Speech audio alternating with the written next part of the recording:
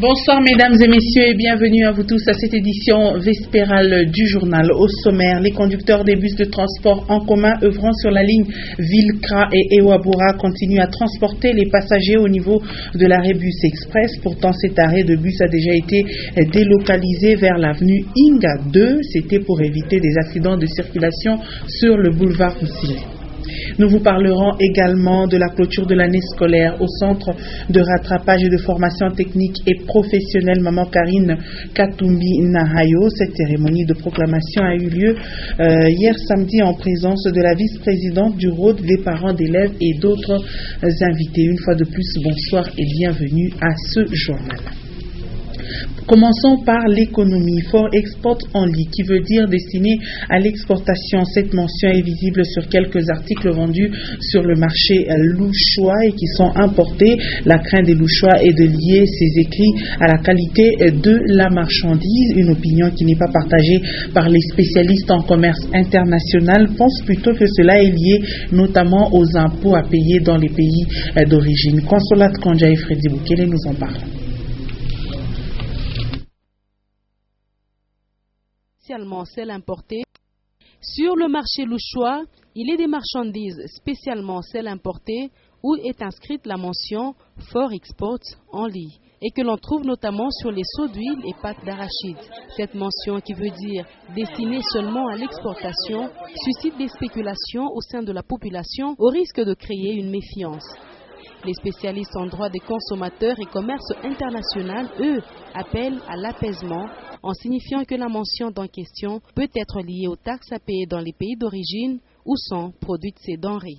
Si le produit n'est pas soumis au TVA parce que le produit devrait être exporté, il ne peut pas être vendu sur le territoire. Et on doit marquer export only. Parce que s'il est vendu sur le territoire, c'est qu'on a roulé des impôts et on aura gagné plus.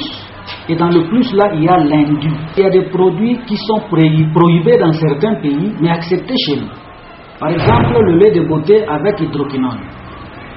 Le lait n'est pas accepté dans les pays anglophones, mais chez nous, nous le consommons. Alors, un pays anglophone peut le produire. Et il doit marquer export en lui parce qu'il doit être nécessairement exporté, ça ne peut pas être utilisé sur place. Néanmoins, il est recommandé aux consommateurs de prendre connaissance des informations nutritives inscrites sur les marchandises.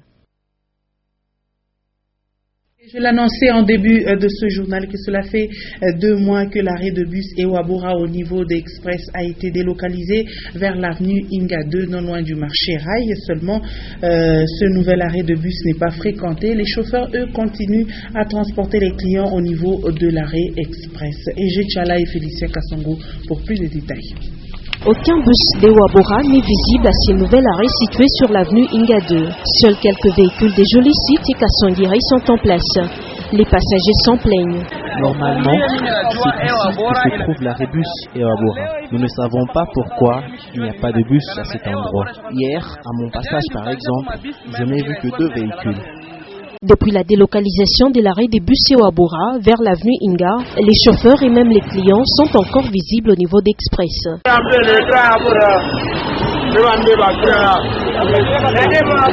Certains conducteurs pensent que le nouvel emplacement de l'arrêt des bus Ewabura est bien trop loin de la route principale Likes. Par conséquent, les clients y sont rares.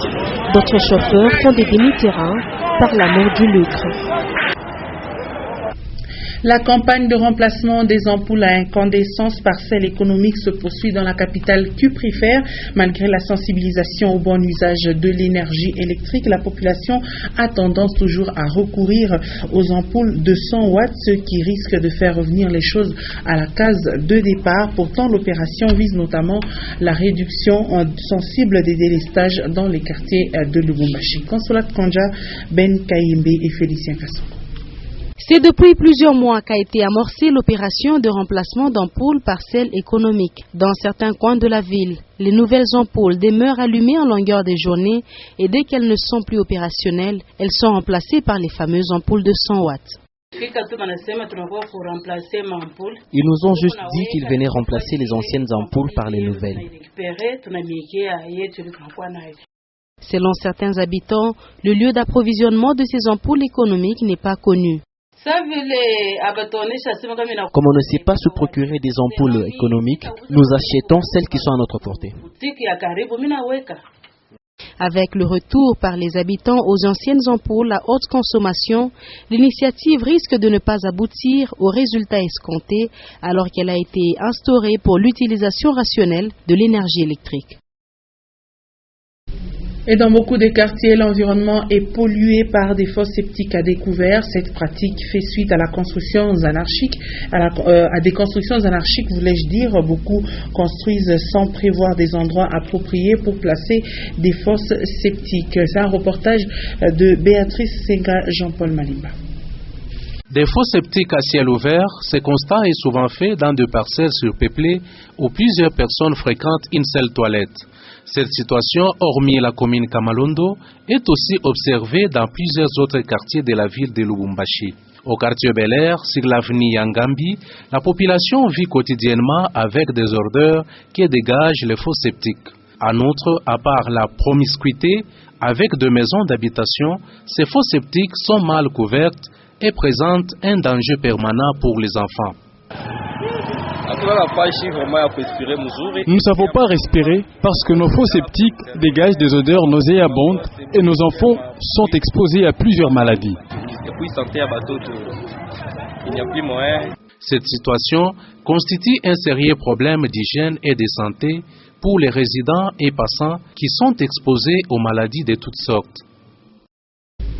Et dans le domaine de l'éducation rythmique, les filles du Centre de rattrapage et de formation technique et professionnelle Maman Karine Katumbinayo ont clôturé l'année scolaire 2014-2015. Samedi 4 juillet 2015, la cérémonie des proclamations des résultats est intervenue en présence de la vice-présidente du RODE, des parents d'élèves et de plusieurs autres invités, nous dit Antoine Roger Mbouimanda. Un élément que vous suivrez sûrement dans nos prochaines éditions. Et puis, en religion, tous les fidèles chrétiens luthériens du diocèse de Lubumbashi se sont retrouvés à la cathédrale de Lubumbashi ce dimanche 5 juillet. C'était pour un culte spécial marquant la clôture du séminaire de réveil spirituel assuré par l'église sœur de la Tanzanie. Une occasion pour l'église luthérienne au Congo de faire aussi une dédicace à la République démocratique du Congo pour ses 55 ans de l'indépendance. Une fois de plus, sur Roger Bouimara. Toute la cathédrale de l'Épiphanie de Lubumbashi mouvementée dimanche 5 juillet 2015. Le culte est spécial à l'église évangélique luthérienne au Congo. Saluer la fin heureuse du séminaire de réveil spirituel assuré par une délégation tanzanienne et une dédicace pour les 55 ans d'indépendance de la RDC. Pendant une semaine, une campagne de réveil spirituel a été organisée à travers toutes nos paroisses de Lubumbashi. Et nous, en partenariat avec les autorités diocésaines, nous sommes venus les soutenir, les encourager. Le Congo a totalisé 55 ans d'indépendance et nous, en tant qu'Église, nous avons voulu pratiquement jumeler les deux, ponctuer la semaine des réveils spirituels avec une dédicace pour que la paix puisse être préservée dans ces pays. Nous invitons tous les fidèles luthériens, même ceux qui nous ont quittés, à revenir parce qu'il y a de la place pour tout le monde. Les fidèles luthériens ont été édifiés à construire la paix, retrouver, la consolider et d'être toujours debout spirituellement. Ceci a été ressorti dans la prêche, cantique et autres moments forts du culte. Les chorales de l'Elco, aux côtés des celles venues de Tanzanie, ont plongé les chrétiens dans la forte louange. L'église luthérienne au Congo de Lubumbashi a pour marquer son amour envers ses hôtes, remis de présents à chacun d'eux. Une délégation tanzanienne qui rentre chez elle avec une image tout autre de l'église congolaise, réunie, forte et qui vit dans la paix durable. Et avant de clore ce journal, la semaine qui vient de s'achever a connu plusieurs activités importantes. Voici celles choisies pour vous par la rédaction de Nyota Télévision dans cette semaine en bref, signée Léon Magloire Monga.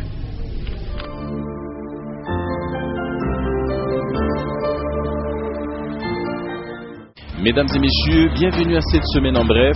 des temps forts de l'actualité ayant marqué la semaine allant du lundi 29 juin au samedi 4 juillet 2015.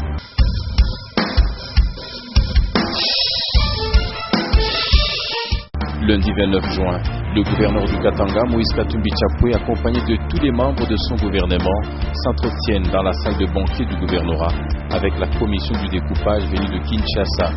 L'accueil réservé à cette commission est chaleureux et c'est en toute sérénité que l'exécutif provincial a autorisé les membres de la dite commission à se mettre à l'œuvre. Ce même jour, Moïse Katumbi visite le Kongongonga pendant que Fulbert Timbi, son chargé du social, procédait à la distribution de la farine à l'hôpital général de référence des zones Sindoué et à l'hôpital militaire de la Ouachi.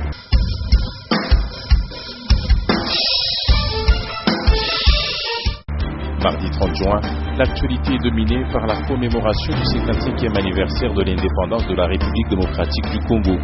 Ce jour, le chef de l'État Joseph Kabila Kabange choisit Matadi dans la nouvelle province du Congo central, où a eu lieu un grand défilé militaire. Tandis qu'à Lubumbashi, la grande place Moïse Tshombe est bondée de monde pour un autre grand défilé, réunissant cette fois différentes couches de la population, les partis politiques et les différentes entreprises œuvrant au Katanga et à Lubumbashi.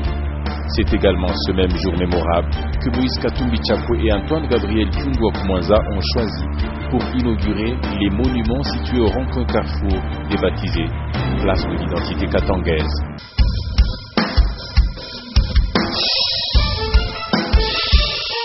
Et le mercredi 1er juillet, Moïse Katumbi Tchapoué échangeait avec l'ambassadeur de la République de Namibie accrédité en RDC.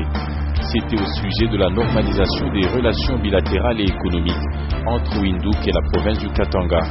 Mais peu avant cela, il a eu un entretien avec Junior Ilunga Makabu, un boxeur professionnel de RDC résidant en République sud-africaine.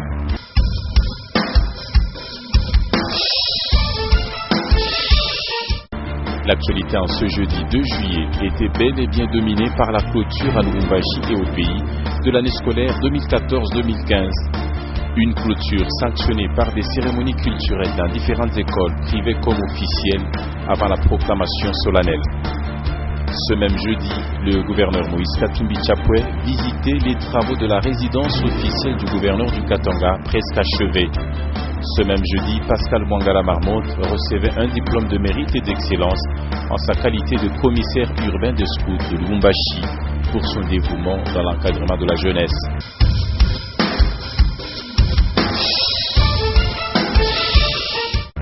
Et le vendredi 3 juillet, le gouverneur Moïse Katumbi Tchapoué procédait à partir du village Ngouya au lancement des travaux de réhabilitation de la route Bikassi, longue de 120 km.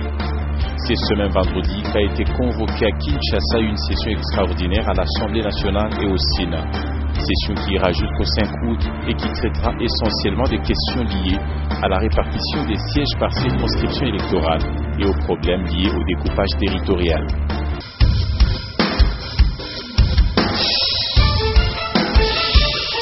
Et enfin, le samedi 4 juillet, le maire de Lubumbashi, Jean-Oscar Sangouza Mutunda, sollicite l'implication de la police nationale congolaise dans la lutte contre les marchés pirates à travers la ville, tout en faisant remarquer que le nombre des éléments de la police nationale congolaise à Lubumbashi était insignifiant pour protéger la population et ses biens.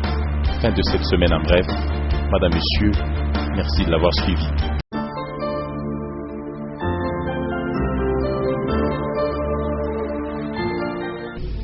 Et c'est complètement terminé avec ce soir Actualité. Merci, mesdames et messieurs, de nous avoir suivis. Le prochain rendez-vous à 21h, les news en version française. 21h15, celle en version anglaise et à 23h.